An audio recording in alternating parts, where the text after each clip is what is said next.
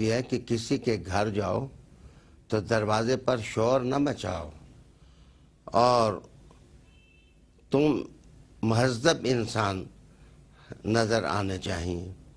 تم ایک کلچرڈ آدمی محسوس ہونے چاہیے. کسی کا گھر ہے اور تم جا رہے ہو اور اپنی ضرورت کے تحت جا رہے ہو یا دوسرے پر مہربانی اور محبت دینے کے لیے جا رہے ہو تو پھر یہ ہنگامہ کھڑا کر دینا، شور مچا دینا اور الفاظ میں تناؤ پیدا کرنا یہ آداب معاشرت کے خلاف ہوگا. دوسری چیز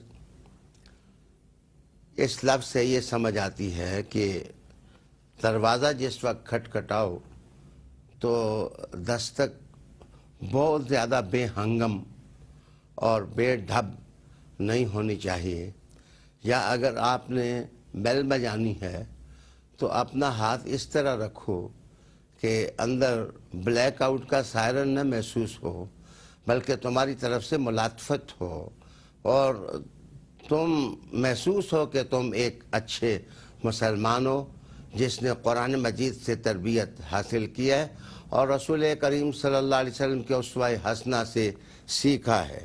تیسری چیز جو سمجھ آتی ہے وہ الفاظ کا انتخاب ہے کہ اجازت لینے میں جن الفاظ کو تم استعمال کرو ان میں پیار ہونا چاہیے، چاہت ہونی چاہیے، نرمی ہونی چاہیے اور احترام ہونا چاہیے کہ تم گھر والوں کو ادب دے رہے ہو.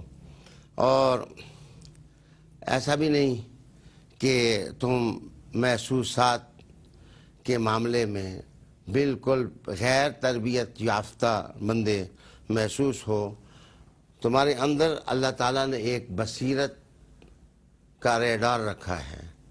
تمہیں دروازے پر جا کر خود محسوس کرنا چاہیے کہ اگلا آدمی آپ کو اپنے گھر میں چاہتا بھی ہے یا چاہتا نہیں ہے.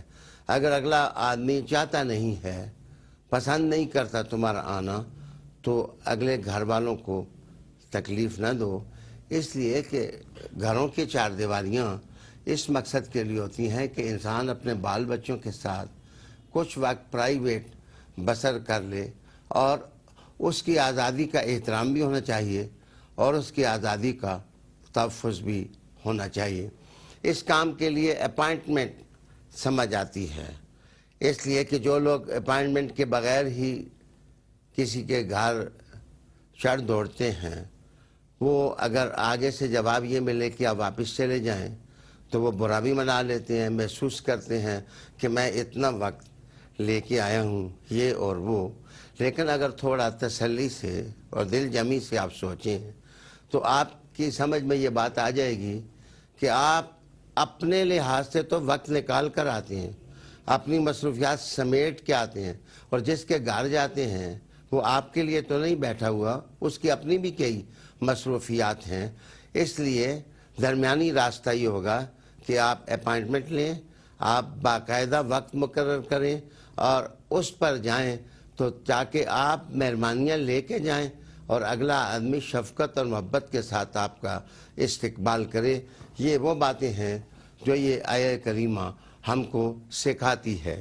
پھر ناظرین، قرآن مجید نے کہا کہ جا کر سلام کرو. سلام میں بھی رسالت مآب صلی اللہ علیہ وسلم بعض اوقات 3 سلام ارشاد فرما دیتے تھے. پہلا سلام اس لیے ہوتا ہے تاکہ گھر والوں کو پتہ چل جائے، آگاہ ہو جائیں کوئی آ رہا ہے. دوسرا سلام جس وقت سنیں گے تو وہ اپنی طبیعت کو آمادہ کریں گے کہ ہم دروازے کھولیں اور اگلے آدمی کو بٹھائیں یا فیصلہ کریں کہ کہاں بٹھانا ہے مہمان کو اور کیسے اس کی توازو. اور تیسرے سلام پر انہوں نے فیصلہ کرنا ہوتا ہے کہ آیا ہم ملیں بھی یا نہ ملیں.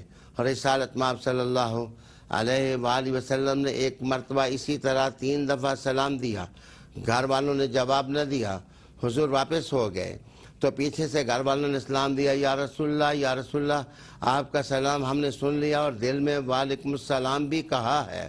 تو حضور نے کہا کیا چیز مانی ہوئی کہ تم نے دروازہ نہیں کھولا؟ تو وہ کہنے لگا حضور میرا دل چاہتا تھا کہ بار بار لسان نبوت سے السلام علیکم نکلے، اور یہ سعادت حاصل کرنے کے لیے میں خاموش ہو گیا، دل میں درود پڑھتا رہا، لیکن لسان نبوت سے نکلا ہوا سلام ہماری دنیا کا بھی تحفہ ہے اور ہماری آخرت کی بھی نجات ہے۔